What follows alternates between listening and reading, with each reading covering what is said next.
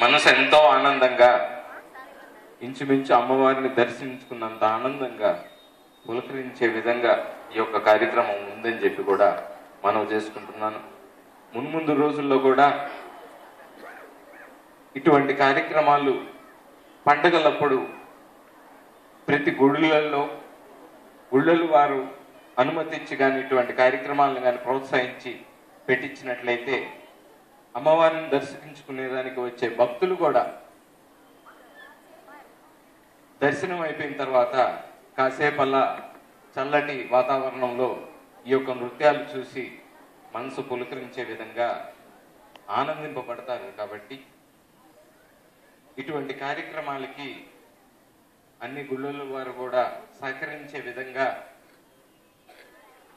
నేను పెద్దలతో మాట్లాడి తప్పకుండా చర్యలు తీసుకుంటానని చెప్పి కూడా మనం చేసుకుంటూ, ఇవాళ ఆంధ్రప్రదేశ్ రాష్ట్ర నృత్య పాఠశాల ప్రిన్సిపాల్ గారైనటువంటి శ్రీ మునికుమార్ సార్ గారు ఇటువంటి చాలా బ్రహ్మాండమైన కార్యక్రమం ఇక్కడ పెట్టడం కూడా చాలా ఆనందకరమైన విషయం.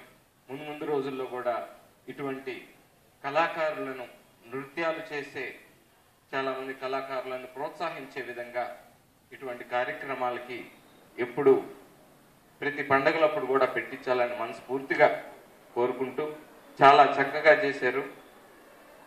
ఈ యొక్క నృత్య కార్యక్రమాలు చేసే కళాకారులకు కూడా మంచి భవిష్యత్తు ఉండాలని చెప్పి కూడా మనం చేసుకుంటూ, మనం చూసినట్లయితే ఈ యొక్క నృత్యంతో మనకి తెలిసి భారతదేశంలో ఎంతో పైకి వచ్చిన కళాకారులు కూడా ఉన్నారు. ఉదాహరణకి సినీ నటి హేమమాలిని, శోభన, మంజు భార్గవి ఇటువంటి వాళ్ళు చాలామంది కూడా ఈ యొక్క నృత్యాలు చేసే వాళ్ళే. ఈ యొక్క కళని ప్రదర్శించే వాళ్ళు జీవితంలో గొప్ప స్థానానికి కూడా చేరుకోవడం జరిగింది. నటరాజ స్వామిని నమస్కరించుకొని అమ్మవారి దీవెనలు తీసుకొని ఈ యొక్క నృత్యాలు చేసినట్లయితే జీవితంలో కూడా మున్ముందు అంతా అందరికీ చేసే వాళ్ళకి, వాటిని వీక్షించే వాళ్ళకి కూడా అంతా శుభం జరగాలని చెప్పి కూడా మనస్ఫూర్తిగా ఆ భగవంతుని కోరుకుంటూ, నాకు ఈ అవకాశం ఇచ్చిన పెద్దలకి నా హృదయపూర్వక ధన్యవాదాలు తెలియజేసుకుంటూ సెలవు తీసుకుంటాను.